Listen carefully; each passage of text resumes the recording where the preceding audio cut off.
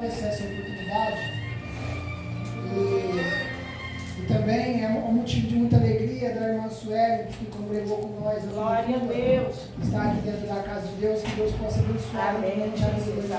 Glória a Deus. E queria que os irmãos abrissem a Bíblia comigo no livro de Jonas, no Antigo Testamento, antes de Miqueias, livro de Jonas, capítulo de número 4. Aleluia. Hoje foi tão maravilhoso o culto nos dar, que eu não precisei nem sequer buscar uma passagem bíblica, porque o irmão Newton me pediu para que eu pregasse essa noite, mas aí eu ia pregar em outro lugar.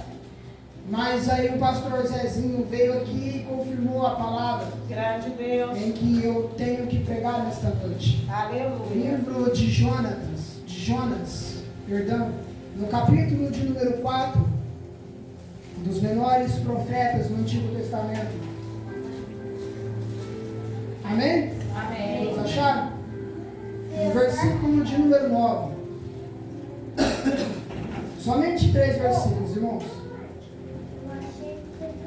Lemos: e disse Deus a Jonas: é caso razoável que assim te fales por causa da aboboreira?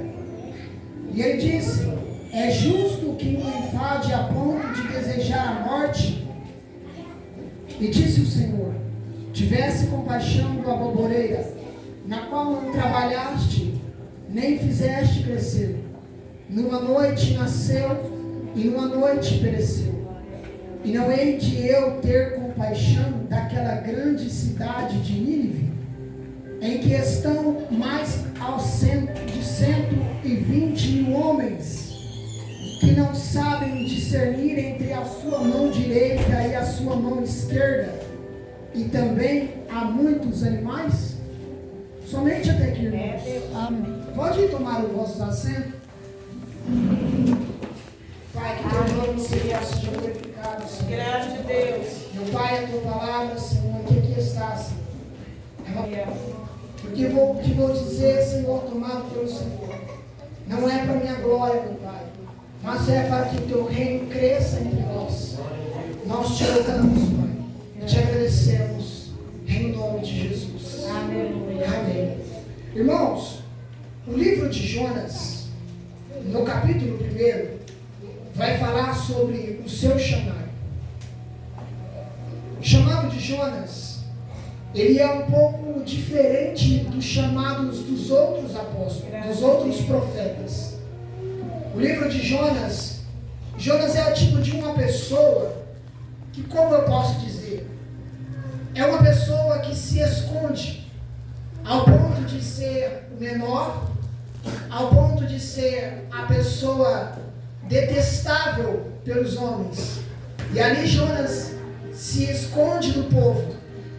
Jonas, ele foi chamado no capítulo 1, mas no capítulo 2 e no capítulo 3, vai mostrar o porquê que Jonas foi chamado. A cidade de Nínive era uma cidade tão violenta. A Bíblia e os relatos nos mostram que a cidade de Nínive era uma cidade tão pesada e horrenda, que no capítulo de número 1, Deus vai começar a dizer que a maldade do povo ninivita chegou até ele, por causa das suas abominações.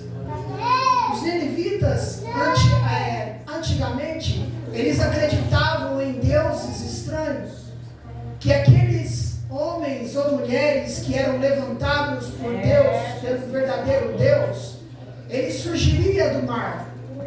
Mas no capítulo de número 1, vai falar que Jonas ele foi escolhido de uma parcialidade diferente dos outros profetas. Os outros profetas colocavam-se à frente da obra.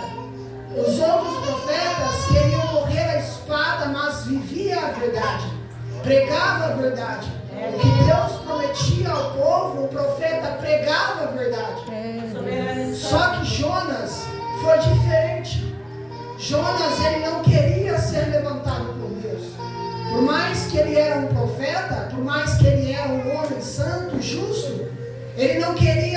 difamar, saindo do seu lugar para pregar para pessoas que em determinado tempo sacrificavam os seus filhos a Moloque, sacrificavam os seus filhos a deuses pagãos, a deuses que independentemente nós não cremos nos nossos dias atuais.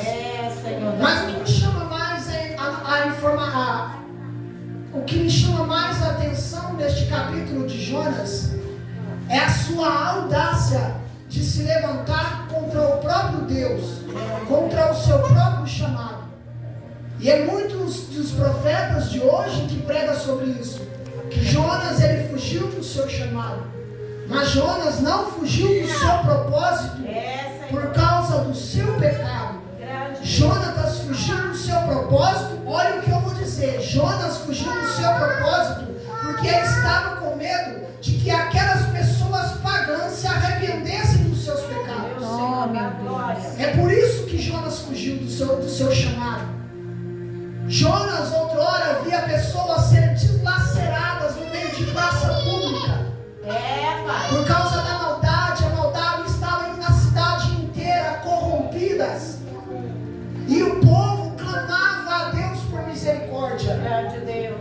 No capítulo de número 2, Deus vai levantar Jonas com o propósito de pregar.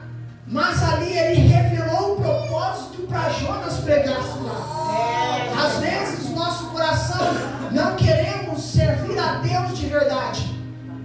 Às vezes o nosso chamado não foi chamado por um apóstolo ou até mesmo por um pastor dentro da igreja, mas foi chamado por Deus. E muitas das vezes nós fugimos do nosso propósito, do propósito de Deus.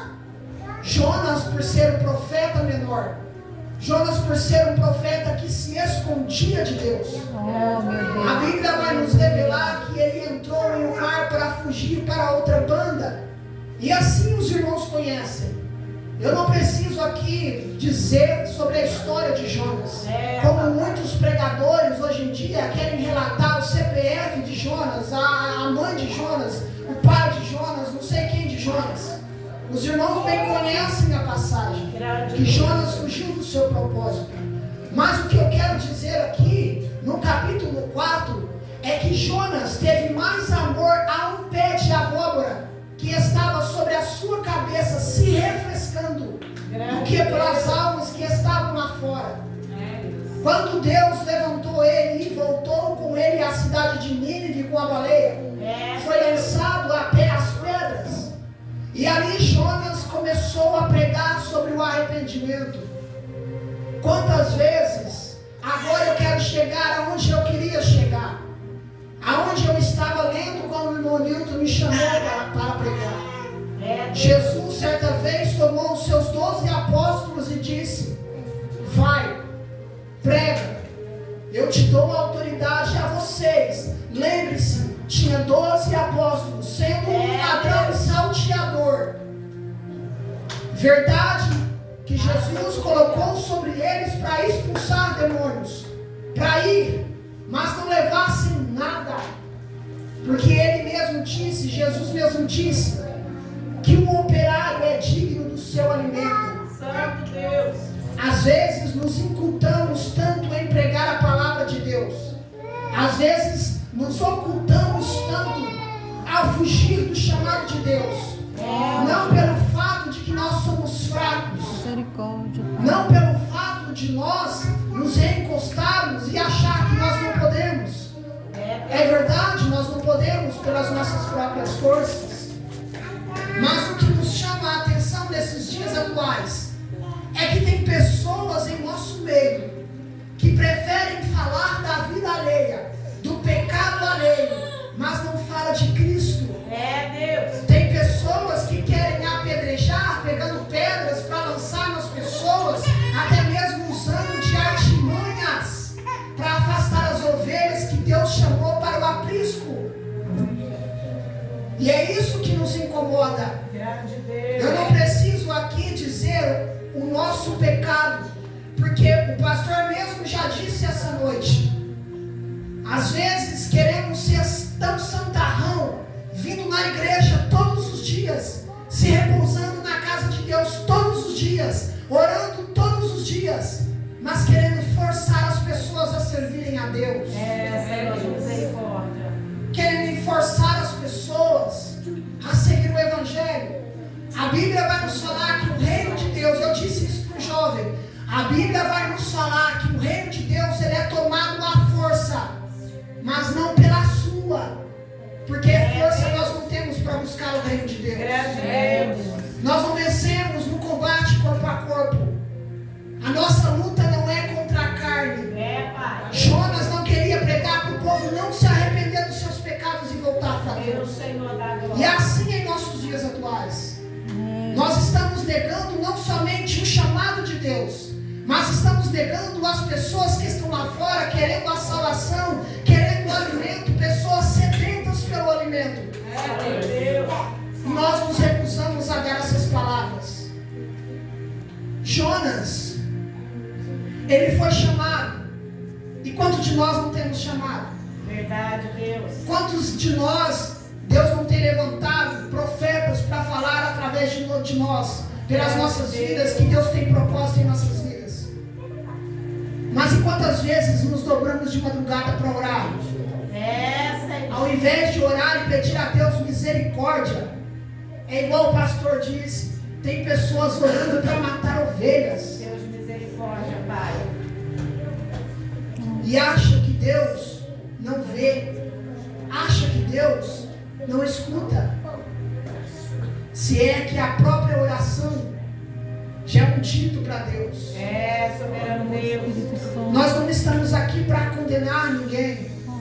Estamos aqui para justificar a palavra. Jesus mesmo disse no livro de Mateus que ele não veio trazer a paz a este mundo, mas a espada. A espada é o que nós temos hoje em dia. Pai.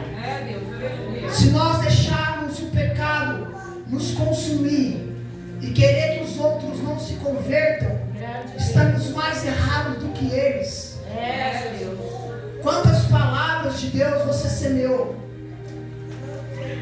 Hoje nós fomos visitar as famílias no culto no lar. Vi dois jovens aqui embaixo. O Espírito me disse para parar o que estava fazendo e conversar com esse jovem. Pai. Às vezes a semente é semeada. Lembra disso? Às vezes a semente é semeada. A palavra foi dita. A pessoa se converte a Deus, se ela quiser. Verdade, Deus. Nós não podemos tomar ela à força a fazer seguir a Deus. Mas o importante é que a palavra seja pregada. Pai. Não é da nossa importância que as ovelhas venham e se convertam e que nós force ela a orar, a buscar a Deus. Isso não é trabalho nosso, é do Espírito Santo. Deus, aleluia. Às vezes queremos tanto das pessoas que nem nós mesmos praticamos. Lembra dos escribas e fariseus quando Jesus pede para guardar dos fermentos? Os fariseus queriam colocar cargas sobre os outros, mas eles mesmos se negavam a levar as cargas. Papai. E quantas vezes não estão fugindo do nosso chamado? Nosso chamado não é juízo, nosso chamado somos profetas e não juízes. Deus, aleluia. Não fuja do seu propósito. Grande Deus. Não fuja daquilo que Deus prometeu para cada um de nós. Às vezes queremos que as ovelhas venham à igreja, mas damos mau testemunho lá fora. Dessa forma, Deus. Às vezes queremos que as pessoas sirvam o Evangelho, mas nós mesmos negamos o Evangelho pelas nossas atitudes. Você acha que você pregar para uma pessoa e falar mal dos pastores, você é santo? Grande Deus. Nós achamos que nós pregamos o Evangelho e falamos do pecado alheio, nós seremos santos? Desse jeito, Deus. Deus nos chama aos lares e julgamos os lares, as pessoas em seus princípios que estão vivendo, em sua vida que está vivendo. O nosso chamado não foi esse. Nós fomos chamados para pregar o arrependimento. Aleluia. Nós não fomos chamados para pregar sobre o pecado. Se não vem do Espírito Santo, não prega.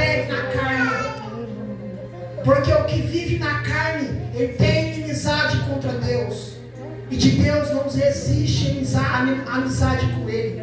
Isso é bíblico. Pessoas que querem levar o Evangelho julgando as pessoas. Pessoas que querem levar a palavra da bondade, mas o seu interior está cheio de maldade. Que é igual o pastor Zezinho falou. Ela ora para a pessoa morrer, para a chocação da igreja. Deus misericórdia, Pai. É igual a irmã Rosa estava contando do testemunho de hoje, de ontem, que nós fomos no culto no lar.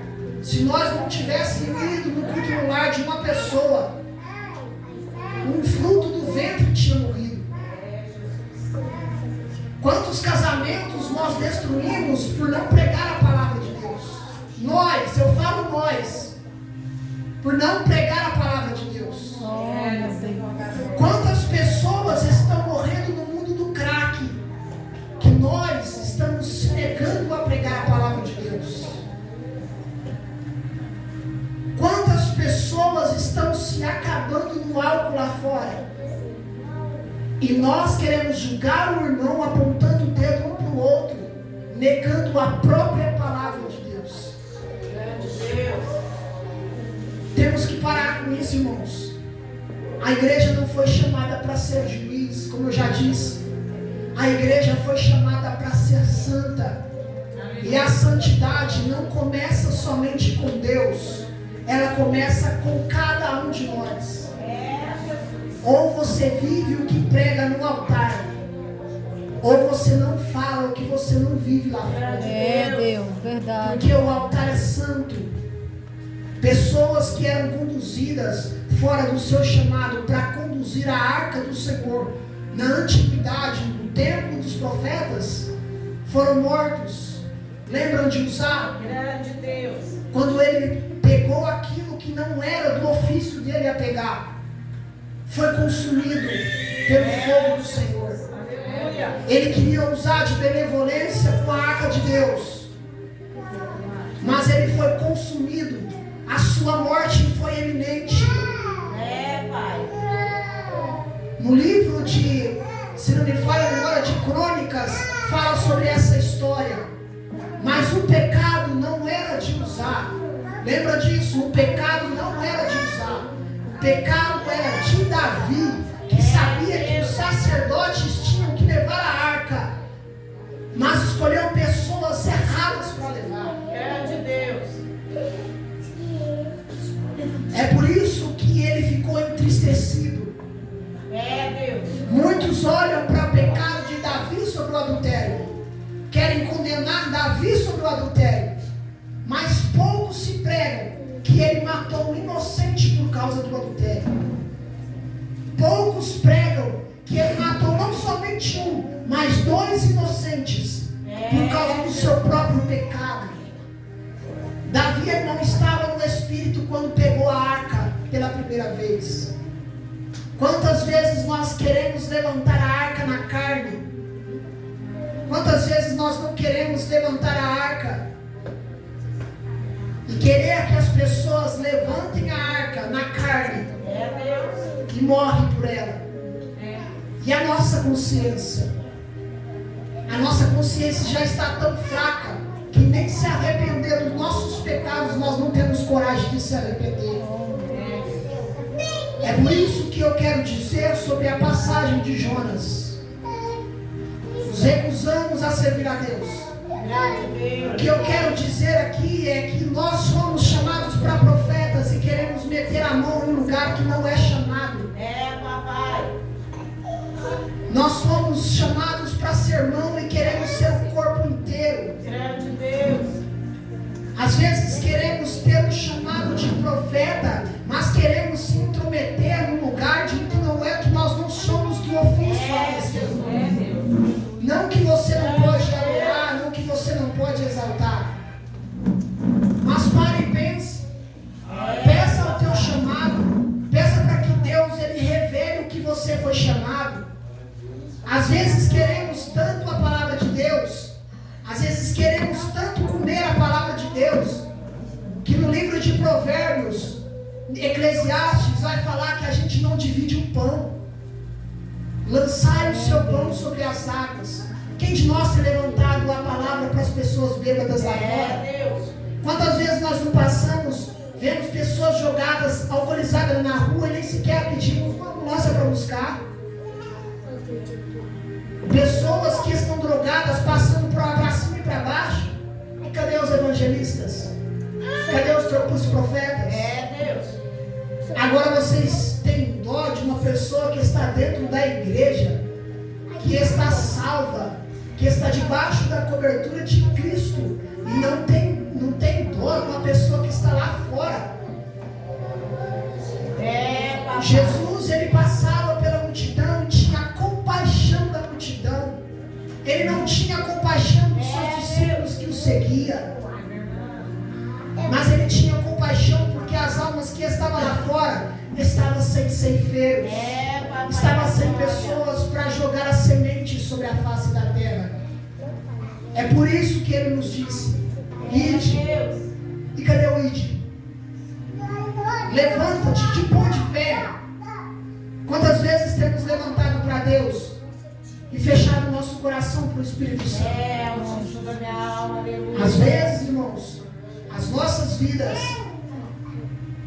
nós temos que parar e pensar que queremos realmente, se é servir a Deus, ou se é chegar na igreja e se assentar na igreja e achar que somos salvos. Porque se as obras, elas são manifestas através da fé, e a fé vem pelo ouvir da palavra de Deus, e se você não exerce essas três coisas, nem outra, você não tem ofício para servir a Deus. Senhor da glória. As pessoas estão na igreja à toa. Às vezes é mais fácil a gente parar lá fora, chamarmos uma pessoa para escutar uma palavra de Deus, mas quando chamamos os crentes da nossa geração para escutar uma palavra da verdade, ela se nega, ela rebate, ela retruca. Mas isso já não é muito de impressionar ninguém, porque Jesus, ele vai alertar os seus discípulos: vocês serão odiados, vocês serão perseguidos, os próprios irmãos vão trair os irmãos. Dessa forma. Agora eu quero entrar no parênteses. Por que você está aqui, tem o livre acesso para pregar lá fora, sabendo que tem muitos irmãos lá no Paquistão sendo mortos, que não tem essa liberdade que nós temos? Dessa forma, Deus. Nós temos o livre acesso, igreja. Nós andamos pecando, nós pecamos todos os momentos. Jesus. Nós falhamos, nós erramos, mas nós não podemos deixar que a semente do Evangelho seja impedida de pregar. Aleluia. Porque se nós, olha para vocês verem, tem pessoas que usam crack na rua, que tem mais conhecimento da verdade do que os que estão aqui dentro. Senhor, desse jeito, papai. Que por mais que elas não são libertas por Cristo, tem pessoas que acham que são libertas por Cristo aqui dentro.